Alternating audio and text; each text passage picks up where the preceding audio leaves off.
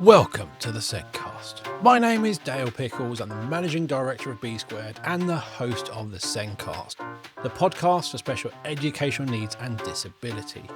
Each week on the podcast, we talk about a different topic within the world of SEND to improve our knowledge, to provide support to professionals working in schools, and to empower parents, and of course, raising awareness. In this episode of the Sencast, we discussed DLD, or developmental language disorder, and the SEND reforms. No child should be left behind. I was joined by Jane Harris, the Chief Executive from Speech and Language UK. The Sencast is powered by us here at B Squared, and Connecting Steps, our assessment software, can now show progress for all pupils in primary school, not just those with SEND. That's it. That's right. We can show progress for all pupils from starting point. The system has the smaller step for those working below and less detail for those working at age-rated expectations. It makes it easy to really understand the data for all pupils, to celebrate what works well and to identify where change is needed. Visit the B Square website or click on the meeting link in the show notes to book a meeting with me to take you through our assessment software. Let's get on with that podcast.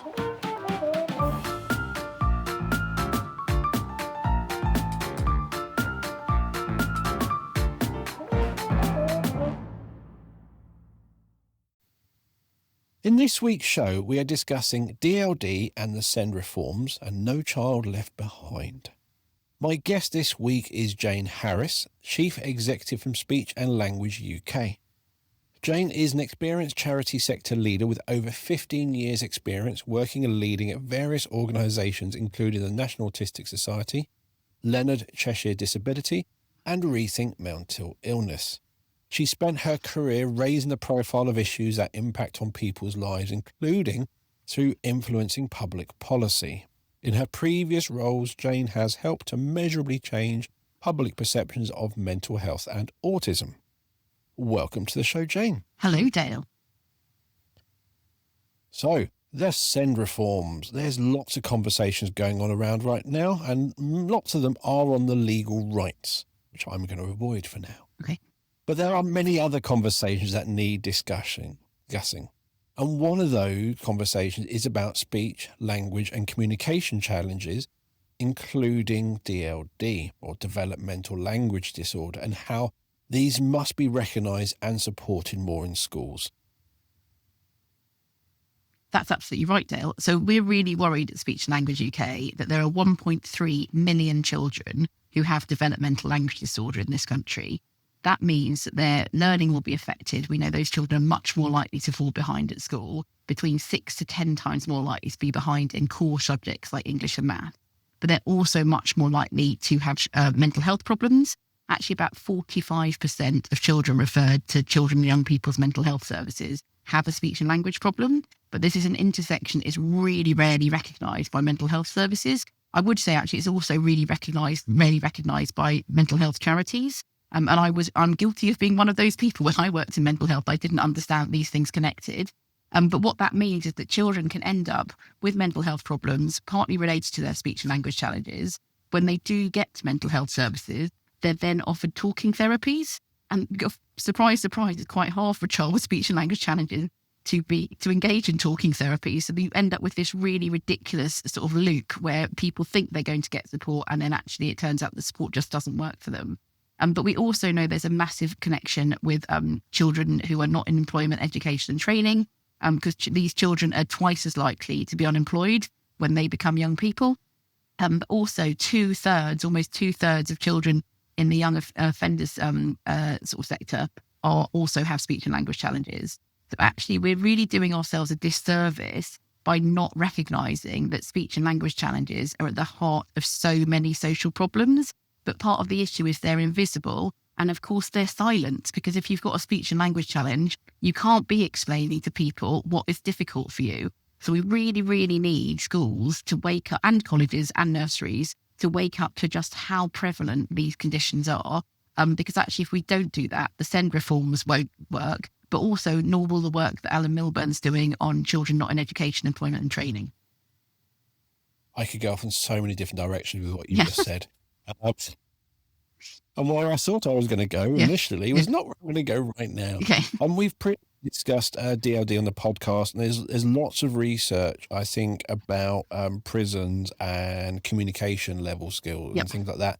And I think like the average kind of inmate in prison is kind of that communication level, like 11-year-old. And if they're an adult and their communication skills are 11-year-old, where were those skills? What level were those skills in schools? Yep. And it's a direct correlation between, I mean, how can you express how you feel? If, as you said, what's wrong and all that, how can you express any of those things around where you need support? What's upsetting you? When you're 3 or 4, some of those things are quite simple. He hit me, did that. Yep. As you get older, it gets so much more complicated. The language required, the understanding required just to kind of navigate through life is really, really complicated. And there is that huge link between those poor communication skills and that impact on their mental health. And often with many things, what we end up supporting is the effect, not the cause. Exactly. We're supporting what we see, not actually going, wow, lots of people are struggling with mental health. Is that the issue, or is there something else they're struggling with? That's exactly right. I mean, I think that the connection between mental health and speech and language challenges is actually quite sort of multi-layered. And because obviously if you're struggling to talk and understand words, it's harder to make friends. And then it in itself, that social isolation increases your risk of mental health problems.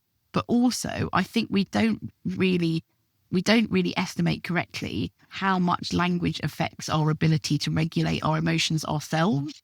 Every day, we're all doing self-talk all the time, going, oh, well, that's a bit annoying that my colleague said that, but maybe actually they meant this. So we're using language to sort of rationalize things all the time. We're also using rational language just to sort of name our own feeling. You know, people talk about that all the time in sort of therapeutic settings.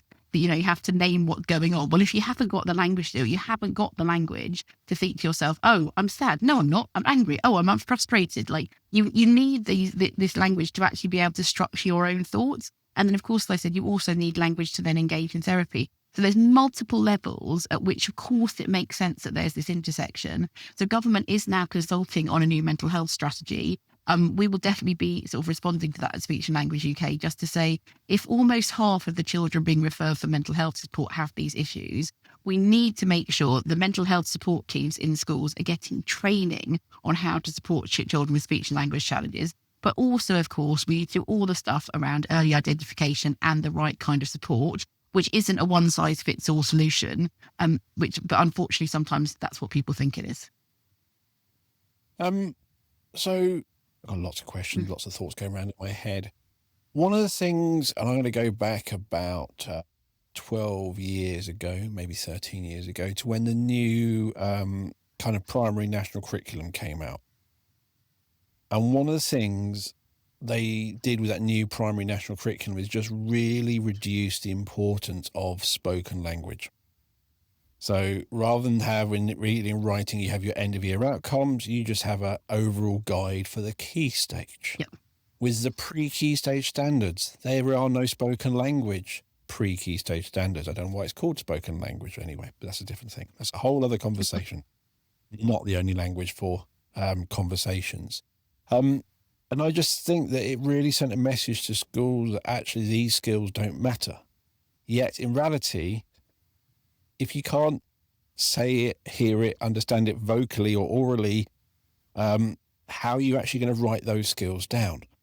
And it's like this area hasn't been just that importance around this whole area has just dropped over the last 12 years. And I'm wondering, has that had an impact? Or is it, again, one of many things having an impact? I think it's probably one of a few things having an impact, but it is really important because ultimately, if schools are sort of told to assess things, they notice them, right? This is true for all of us. So we're really pleased that the government is saying they're going to bring in this oracy framework for primary and for secondary schools. And it's really important that it's in secondary schools as well. That feels like a really big step forward. But it does still seem really odd that we're saying we're going to be doing this year 8 reading test without thinking, well, actually, do we also need to be looking at those children's speech and language skills? Because obviously it's harder to learn to read if you can't do speech and language, if you're struggling with speech and language skills. So we've actually just been doing a bit of work down. We run 2 special schools. So we're a sort of national organisation. We work in schools and colleges and nurseries across the country. But we also run our own 2 schools specifically for children with the most complex speech and language challenges. And we've done a lot of work in our primary school in Meath on phonological awareness. So that basically means, how do you hear the difference between b, k and d? Because until you can hear that difference, there is no point getting children to draw in the air what those sounds look like, because you just won't realise that they're different things. And when Ofsted came to visit us a couple of years ago, they really commended that. But that's the kind of approach that we need to make sure is in place. If a child is struggling with speech and language, just doing traditional phonics is not going to work. They may be able to engage in a traditional phonics scheme if they've got pre-skills like, being able to pay attention, but also being able to hear the difference between those sounds. And one of the things we can do as a national charity, which is great, is that we can take the expertise from those schools and then we can share it. So we've sort of used that programme there. We've now created a digital programme, which schools are starting to roll out across the country. But that does also obviously rely on people identifying there's a speech and language challenge in the first place.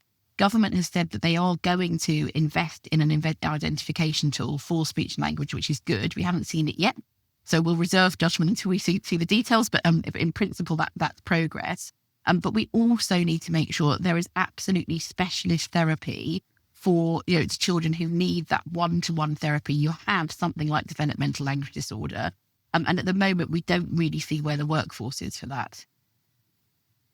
No, and I guess teachers are very, very busy, and there's a lot of disruption. There's a lot of stuff going on, but for lots of children, and again, you can go into neurodiversity, there are those who disrupt and those who are almost invisible. And I guess it's the same with DLD and those speech and language difficulties. And you mentioned this at the beginning, is then what they're saying, hi, I'm struggling with this. They're not here, they're saying any of this. They're just kind of sitting quietly. And it's that extra work, which almost you could ignore because it's not coming to you, but it's having that time to ask those questions and be able to have time to notice those challenges and those differences, those quiet children, not just going, oh, great, they're quiet, I can focus on the others, but asking, why are they quiet? Why are they not joining in? I think, to be honest, you can have both groups of children. So it's worth saying that developmental language disorder is a form of neurodivergence. It's not the only form of speech and language challenge. So obviously children can have speech and language issues alongside another condition like autism, like cerebral palsy. They can also have speech and language challenges purely due to poverty and due to disadvantage. Those will not be lifelong if you help them with them. But I think within the DLD group, which is 1.3 million children and young people, you can get quiet children who just who sit at the back of the class, who don't really know what's going on. A lot of children learn masking strategies effectively. It's just a slightly different type of masking from autism. So they will watch what the other children are doing and copy them because they haven't understood what the teacher's saying, right? And what will often happen is the teacher will think that child's doing okay, and then suddenly they're in an environment where they can't copy the other children, and the teacher will be totally bemused as to why this child is suddenly struggling. But the other thing that can happen, and this is probably more likely in secondary schools, is that children can get into trouble for not doing well. People don't realise it's because of DLD, and then they actually can become really frustrated and can end up being excluded. We did a poll with YouGov a couple of years ago, and over 3/4 of teachers said that children with speech and language challenges were being unfairly punished in schools, which is absolutely incredible when the teaching profession themselves are saying that is happening. It shows that we've really got a crisis on our hands, because you end up with this awful cycle that children get into where they don't understand what's going on. Then they get blamed for not understanding what's going on. Sometimes it's really ridiculous rules, like you haven't brought the right pen to the class. Whereas actually we should just be celebrating that the child has brought a pen to the class, even if it's the wrong colour, right? But then they get into trouble for that. And then they end up feeling really disengaged and feeling really frustrated because it's not their fault. And also they haven't got the language to explain. So they can't say to the teacher, well, I didn't understand that it wasn't that pencil, because they're just not, they're just not equipped to do that. So those children can then become some of the disruptive ones, but they're doing that because their issues haven't been identified. And that bit there about, and again, secondary schools, is my daughters have gone through secondary school. It wasn't the most joyous time in their lives. But one of those challenges is the school used a certain, I think they used maths mainly, but also science. It's a well-known one. I won't name it. But you had to achieve 100% to actually complete your homework. Yeah. So you had Oh, to get a God. question right before you move on. Absolutely hated it. So my daughter used AI Wow. to get the homework done. And she did try and learn from the AI, so she didn't have to always use it. But the school had set it so they had to get every question right to achieve their homework. And I just find it really bonkers that the school did the work and do all this. I think in another subject, when my daughter said, I don't understand it, the option was, like, not will you go over it in class? The option was, if you don't understand it, you need to give up your break time to go somewhere to learn it. Wow. And it's like, that's a voluntary detention for Yes. the child Yeah. not understanding being taught. It's a detention. That child is having to miss a break because they don't understand. That makes no sense to me at all. That's really interesting. So I have heard of, I know somebody who homeschools children who are neurodivergent, and she's had lots of problems with some of those sort of AI enabled systems. So she was mentioning sort of in maths, that, you know, if a child made a spelling mistake, even though they got the maths right, it would be marked as wrong. And I guess because she's one person well adult with two children, she can then go back and try and, so she knows which platforms not to use anymore. I think that's a real issue. I did also hear of a child in year 3 who was given a detention for not capitalising her sentences right. And I'm just like, that is not a behavioural issue. That's an academic issue.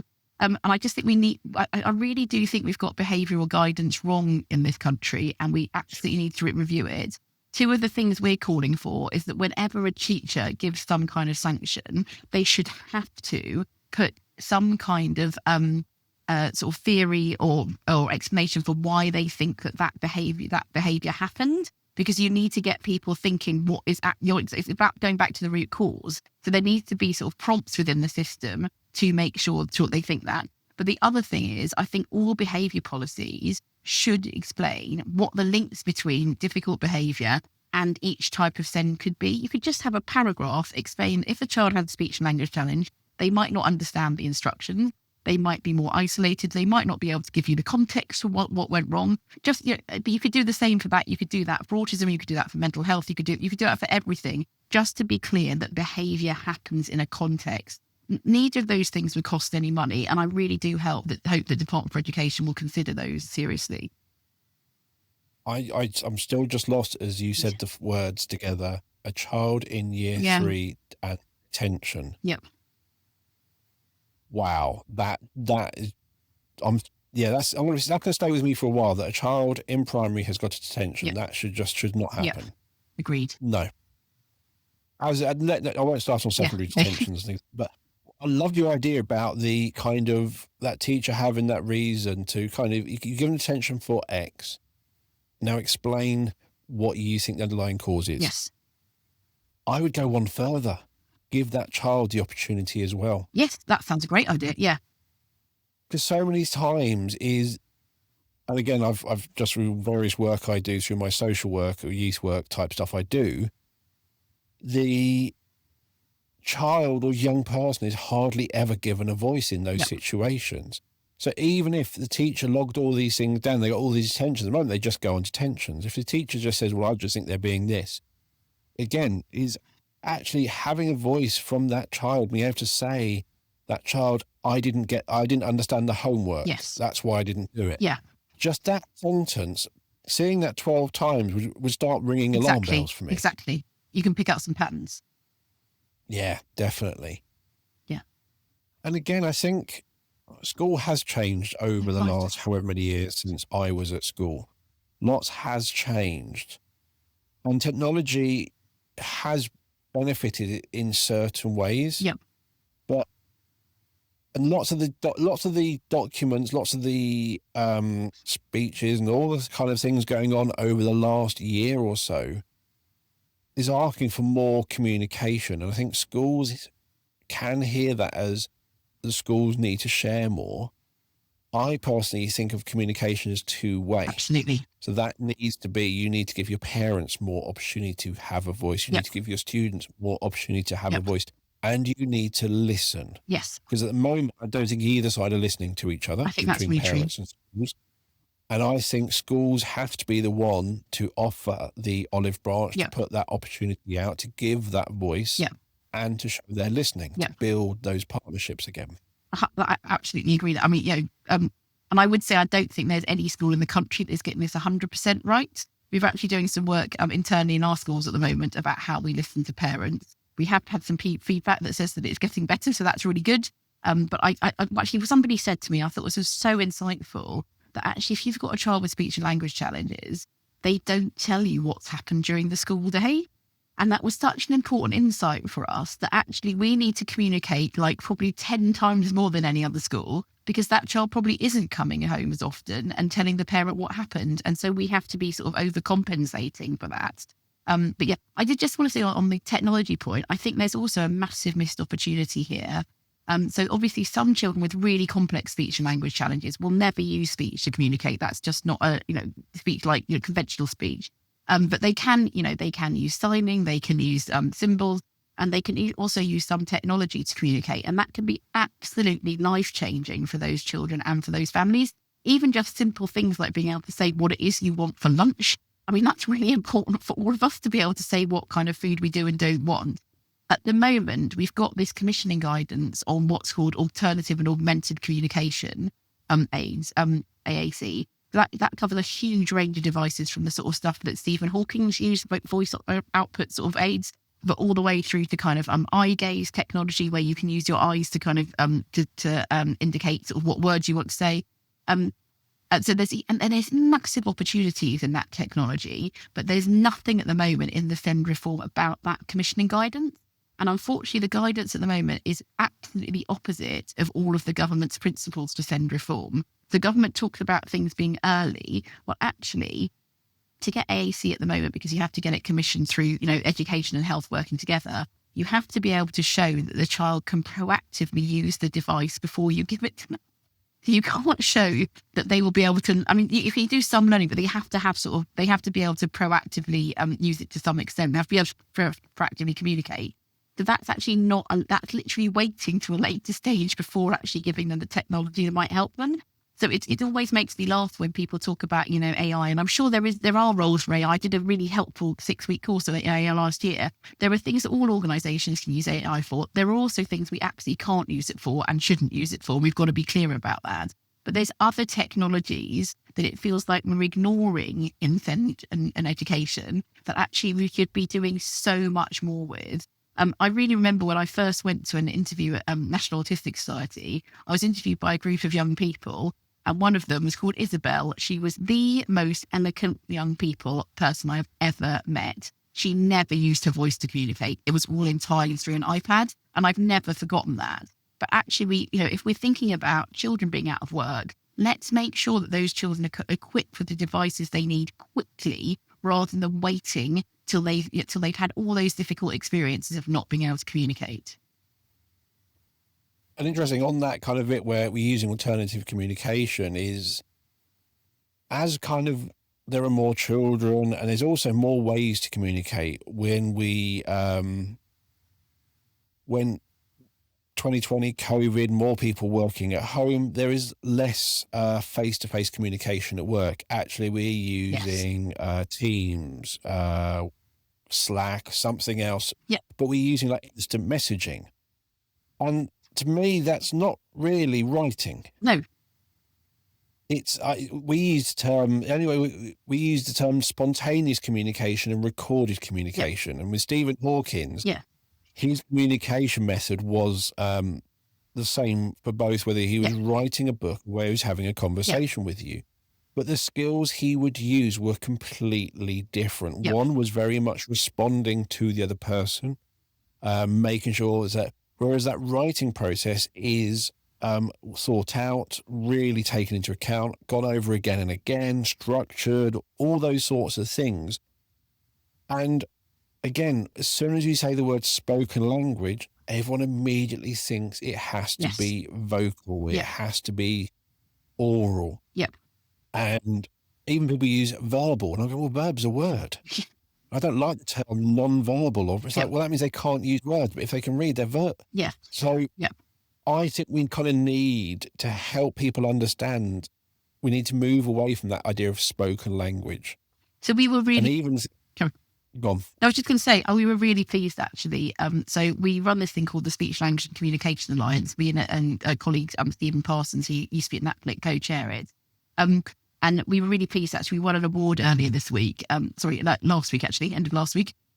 Which was basically about the definition of oracy that has gone into the curriculum review, and we were really pleased it does include signing, symbols, and AAC. So that we really pushed both the Oracy Commission, that predates the curriculum review, and the people working on the curriculum review, that they had to include those other forms of communication. I really hope that is going to give schools a bit of a prompt that you can't think about oracy without thinking about these other forms of communication. Definitely. In our software, we've got rid of says or taught. We use the term communicates as much as possible. And at the lower level, we do use word signs or symbols. Yep. So it's a real, although this is spoken language, Yep, sure. in reality, I'm not assessing can they say the word. I'm Sure. assessing, do they understand the word? Can they use it correctly? Yeah. Great. That to me is, and so again, maybe changing away from spoken language to communication. So we would make life more aware.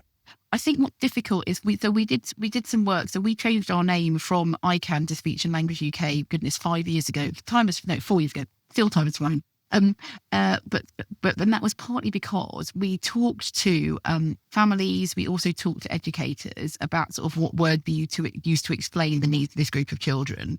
And what we found was that actually, if you just say communication, unfortunately, people think about communication.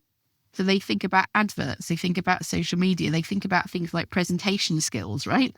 So actually, what's you and I, it makes total sense to people in the field. But part of the issue here is we haven't got enough public awareness around this group of conditions.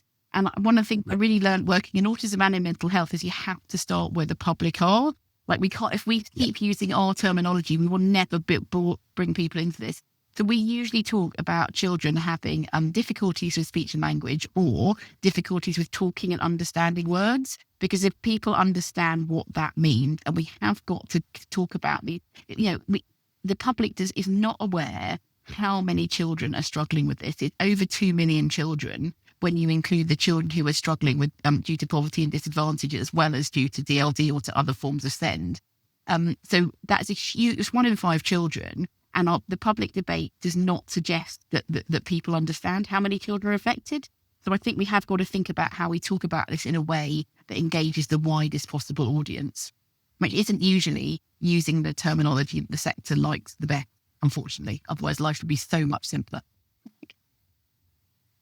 Yeah, I would do lots of other changes, but that's just me. I would move comprehension out of reading and move it somewhere else completely.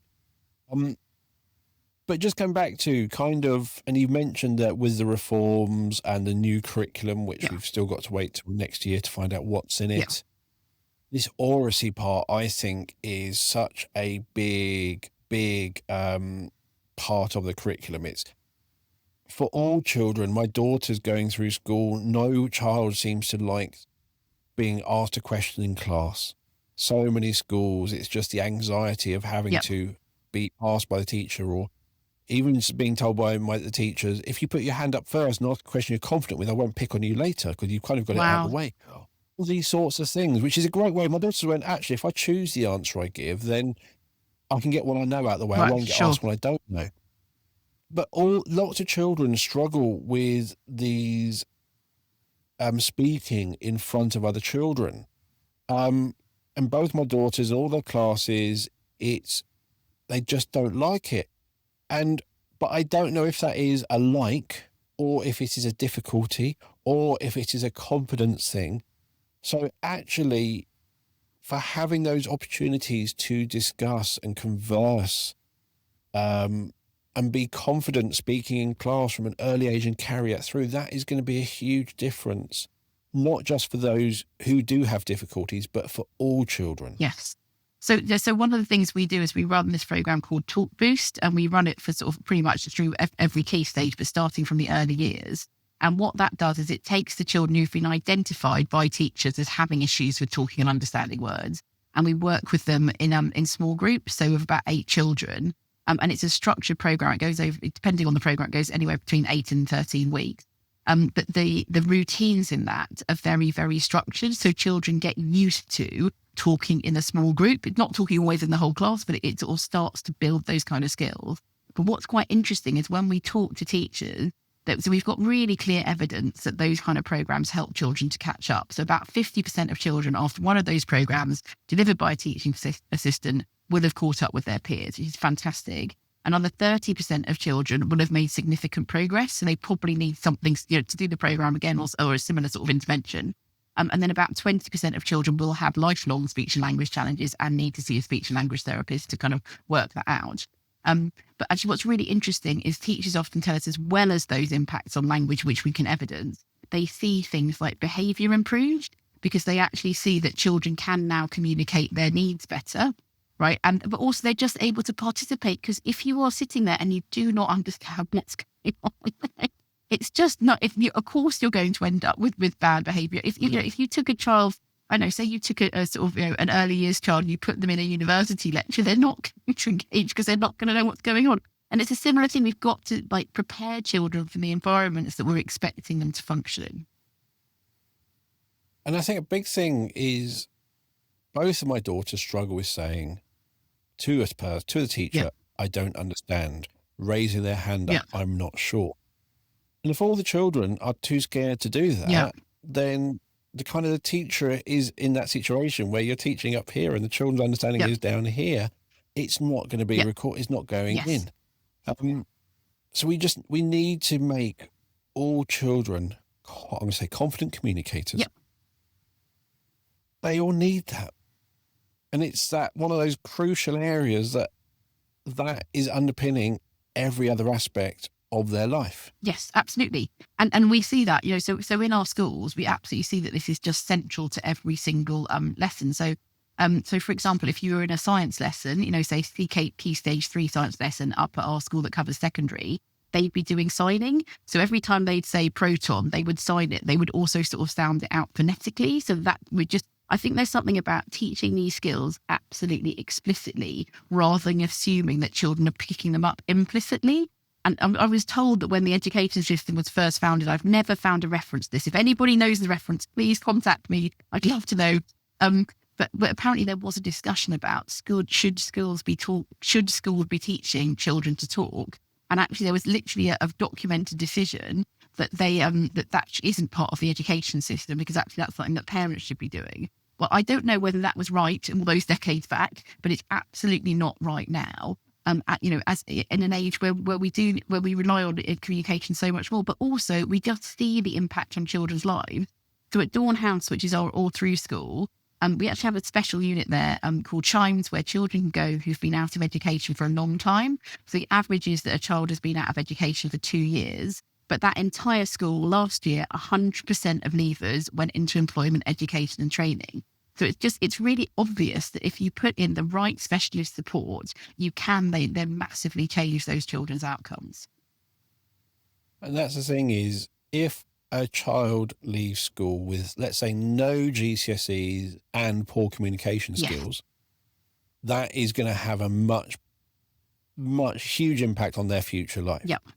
If they leave with no GCSEs but much better communication skills, they'll be able to advocate for themselves. They'll be able to actually communicate what they want to do. If they're frustrated, they can.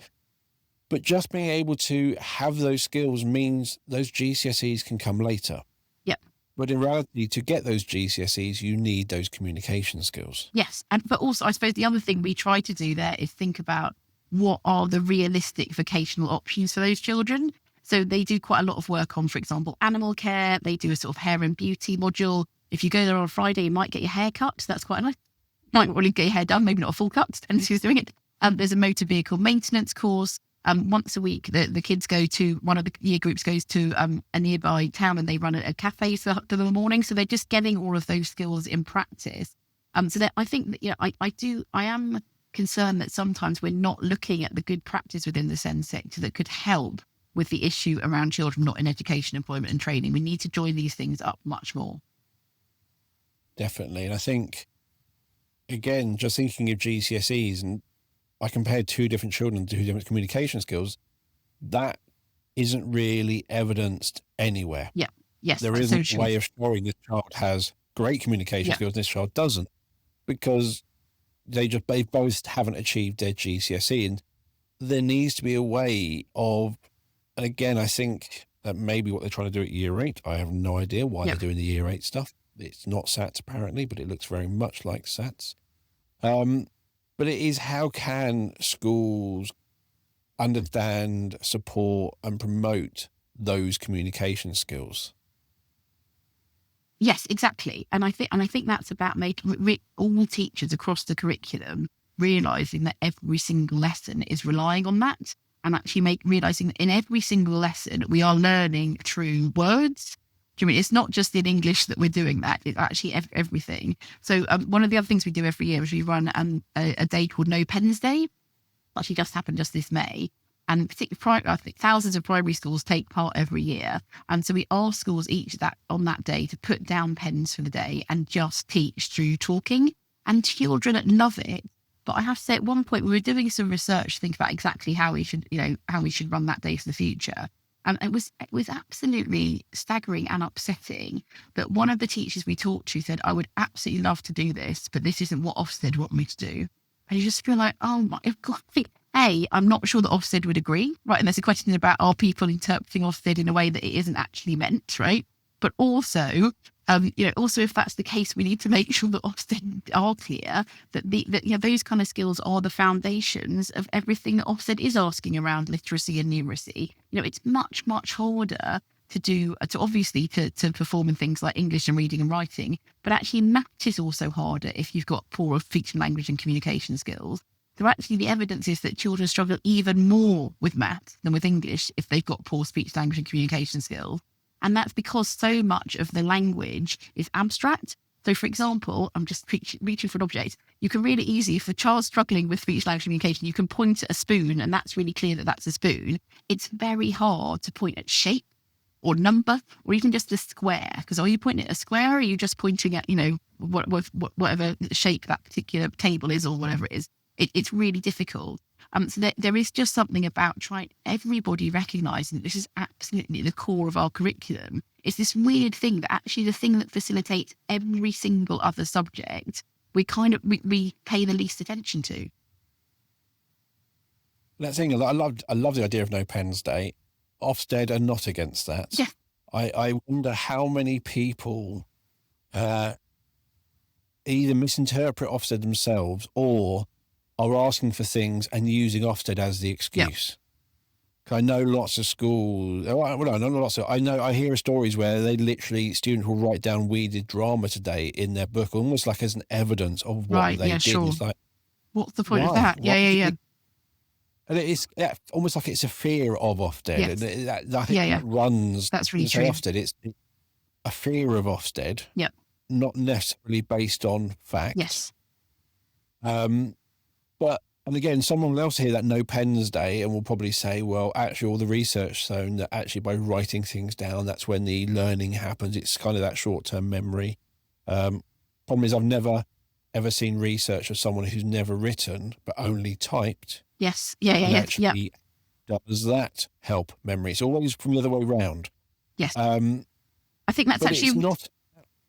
Sorry, I was just going to say, I think that's a really good example of. I really think there's an issue that the research base at the moment so often excludes children with special educational needs. So we hear all these things, and you're like, but actually, it's a bit like women's health when we have all these studies on health, but actually it hasn't included women in a sample, and then it turns out, do you know what? Women's bodies are slightly different. Well, actually, the way that children with SEND learn is often going to be very difficult. Not even sometimes. Actually, probably your default assumption should be it's going to be a bit different. It might not be 100% different, but it's going to be slightly different. But yet the problem is that our teachers are trained based on an evidence base that does not include those learners. And then they apply that evidence as though it's like 100% fact. And it's really, really difficult to get people to move from that. And again, I think that's one thing that government's got to tackle. When at the moment, they're sort of procuring extra SEND training, and that is a really good thing to do. We've got to think about what initial teacher training says, and teachers at least need to understand that the evidence base is not there for some of these children, and so they need to be open to some different approaches. That's interesting that the medical research around women is, I only knew that, I only learned about that 5 years ago. And it's one of those things that certain things just haven't been tested on women. And you're like, what? Why not? And why wouldn't, what? No.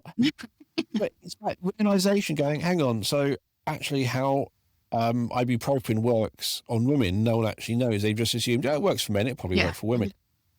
And just so many things like that where you don't realize, you would have assumed actually this evidence base would be covering everybody.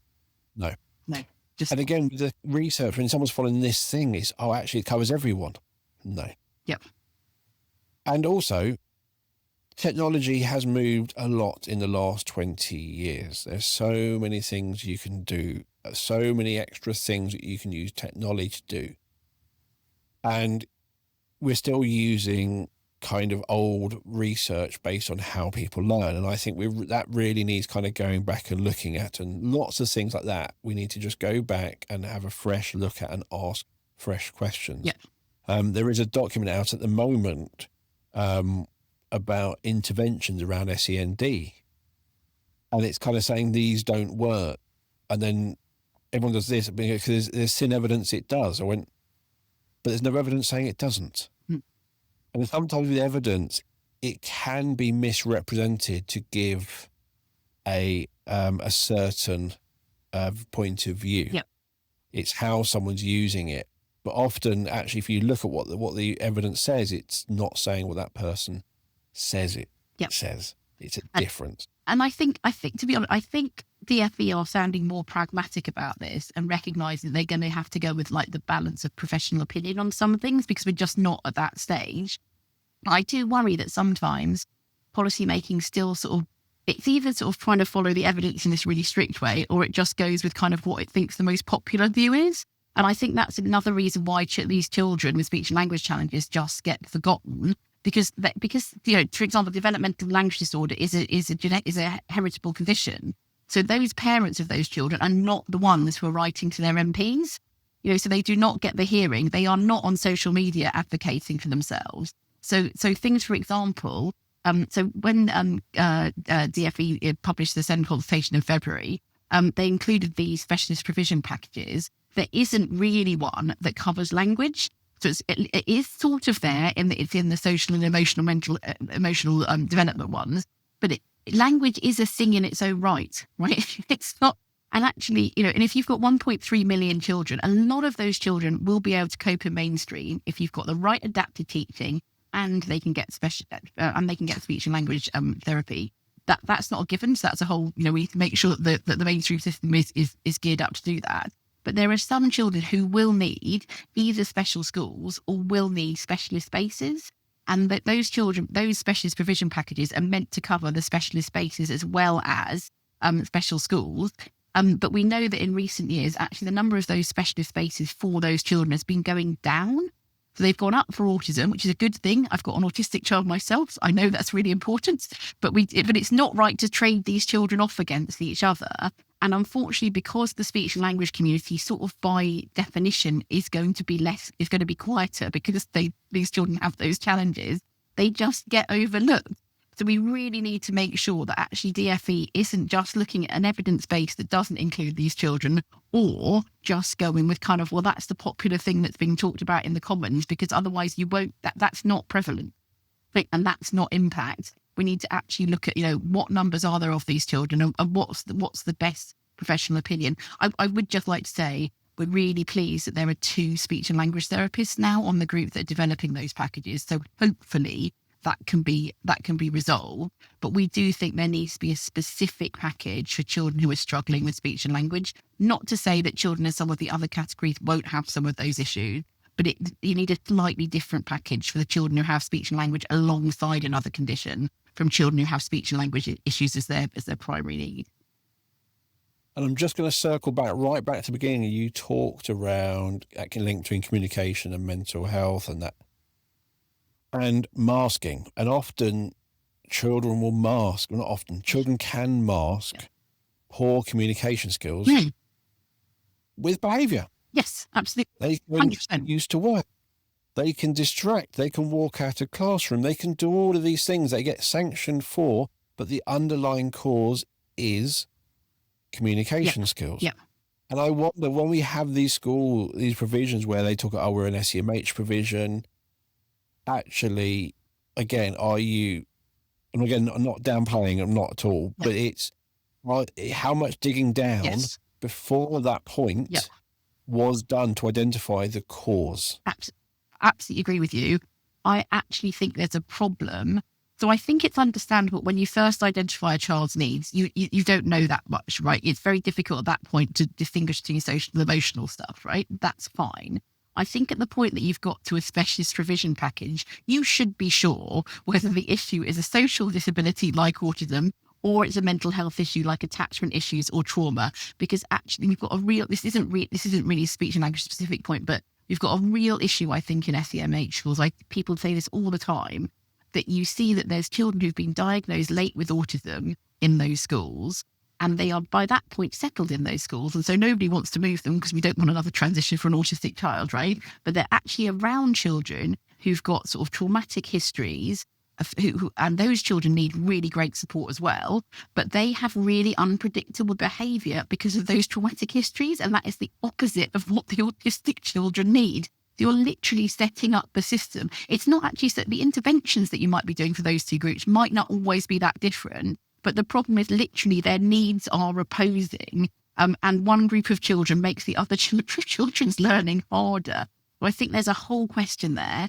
I mean, I do think, so I should say I'm also vice chair of the Disabled Children's Partnership. So we sort of cover all of these, issues, autism, mental health, everything else, learning disability. But yeah, I think there's a real issue with how that SEND consultation has thought about mental health, because actually I think it feels like there's a push to say, well, mental health is the NHS's responsibility.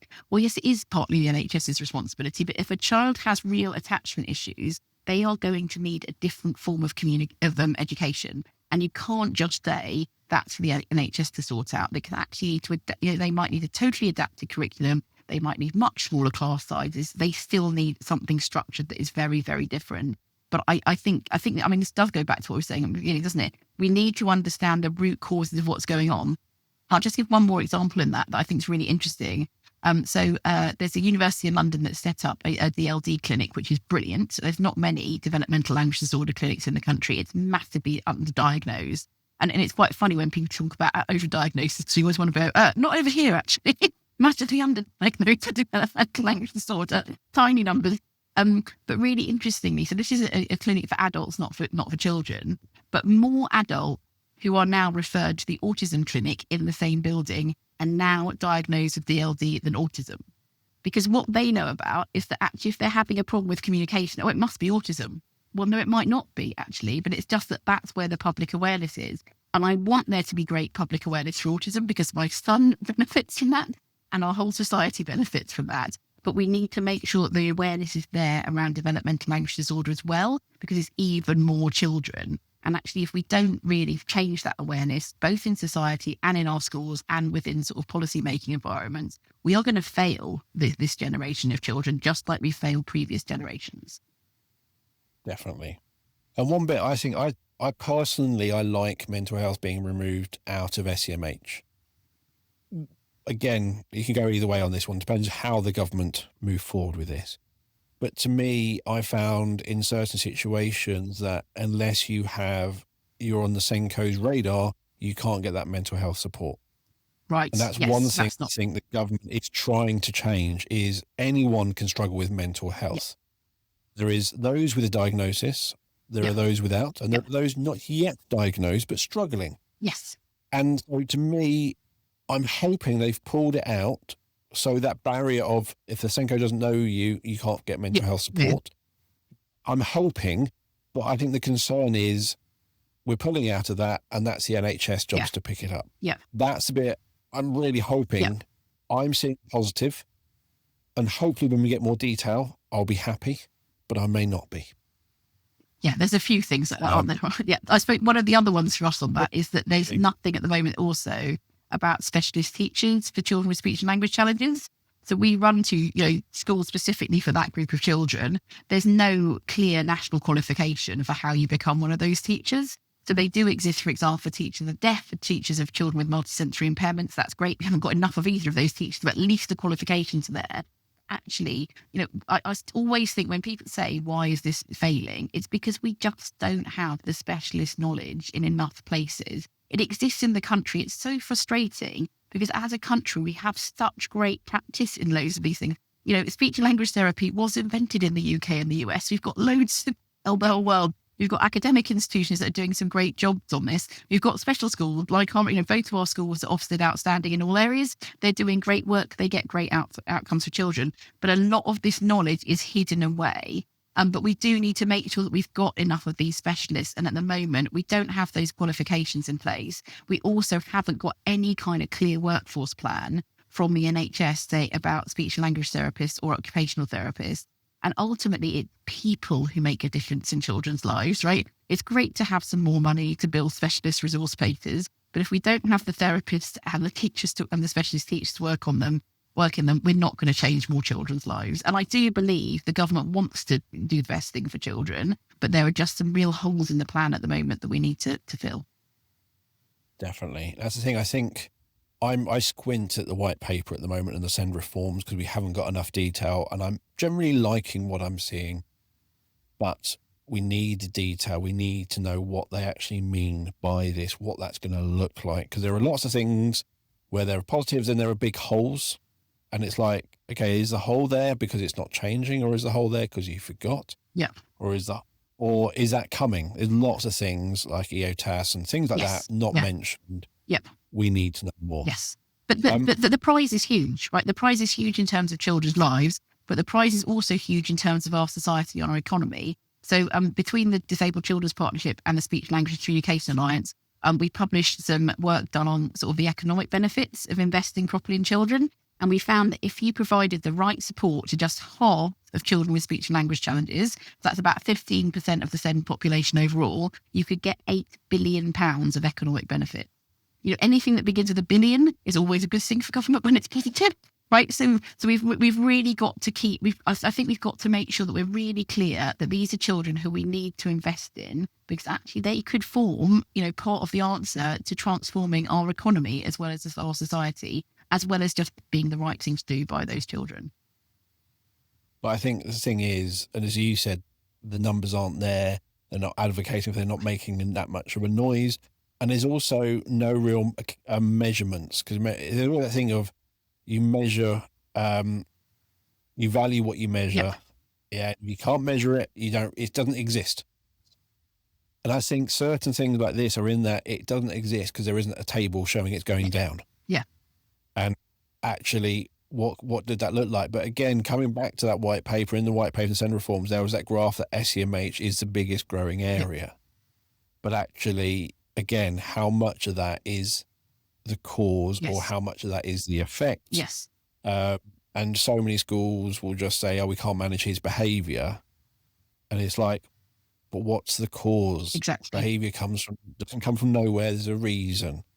And I wonder if, again, as we move through these reforms, as things change, if we have different measuring sticks for different things in different areas, actually, will that percentage of all those children come out of SEMH into different areas and actually show a more realistic picture of what's happening? I think that's really likely. So a lot of people, you can really see there's a group of children who are classed as having speech, language and communication as their primary need in primary school.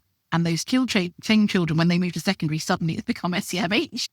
What is actually going on there? And I guess in a class with a consistent teacher, maybe more adults around, the speech, language and communication need might be more obvious. When you've got different teachers, different subjects, suddenly it's actually behaviour and it gets recorded as SEMH. I totally agree with you. So I'm going to wrap it up there. I think we could probably bounce along forever on this one, different things and staying loosely on topic.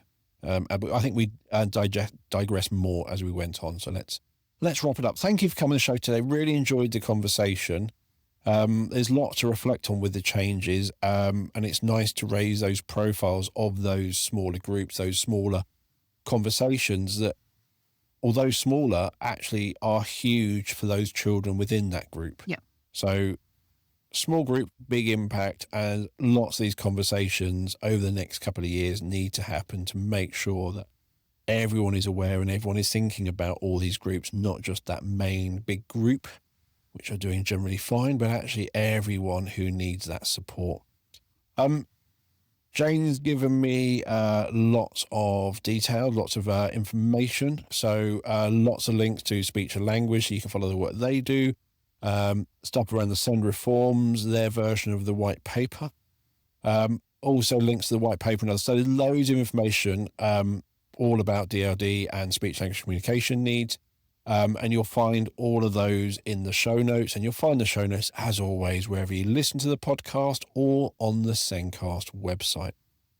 If you want to get in touch, let us know your thoughts, suggest topics or anything else, please message us via one of our social media channels. We're on most of them. Or send an email to hello@thezencast.com. The Zencast is created by us here at B Squared, and Connecting Steps, our assessment software, can now show progress for all pupils in primary schools, not just those with SEND. The system has smaller steps of progress for those working below, less detail for those working at age-related expectation, but it means you can show progress from starting point for all pupils. And it makes it easy to understand your data for all pupils, to celebrate what works well and where change is needed, not just for those working at ARE, but for all of your pupils. Visit the B Squared website or click on the meeting link in the show notes to book a meeting with me to take you through our assessment software and how it can help your school. But for now, thank you for listening, and we'll be back next week with another episode of the Zencast. It's goodbye from me. And goodbye from me. Thanks so much, Dale. Bye, everyone.